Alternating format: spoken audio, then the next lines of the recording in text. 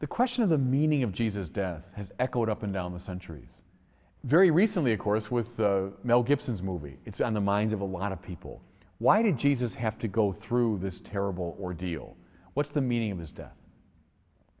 Let me get at it this way. Jesus comes as a warrior.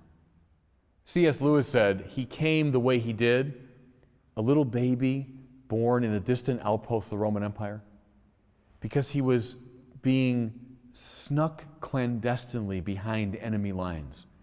Jesus came as God's own self, but entering into a dysfunctional world, a sinful world. And therefore, as he emerged, preaching and teaching and performing miracles and radiating the divine presence, he awakened opposition. And we hear that up and down the Gospels, don't we?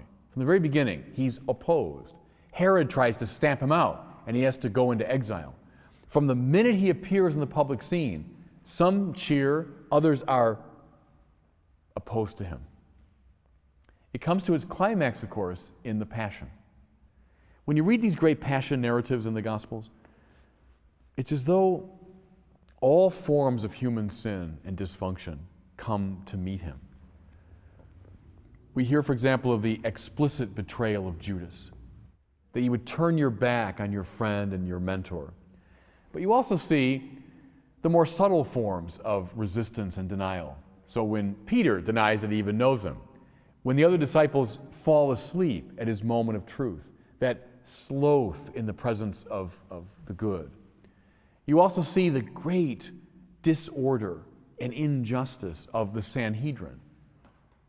You see Pontius Pilate, who knows the truth but won't follow through on it. You see the incredible brutality of the temple guards and the Roman guards as they torture him and then lead him out to crucifixion. You see something I find maybe even most terrible.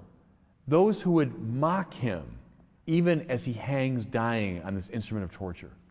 It's as though all of human darkness, all of human sin comes out. It's as though he draws it out by his own goodness and by his own perfection and the radiance of his life. And he's overwhelmed by it. Jesus dies. He really dies. Not just apparently, not just as a play acting. He dies, crushed by the evil of the world. But then, in the resurrection, God's love conquers that evil. He took it on. But then in the resurrection, what we see when Jesus says, Shalom, to those who would abandon him. He says peace to those who would run from him, those who had fallen asleep in his hour of need.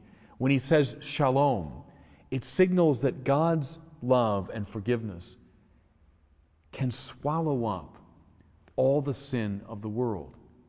What you see in the cross of Jesus is the sin of the world. The author of life came, St. Peter said, and you killed him. That means all is not well with us. It means you can see in the very wounds of Jesus the dysfunction of the world. But now, all that sin, all that dysfunction has been swallowed up, has been conquered by the ever greater forgiveness and love of God.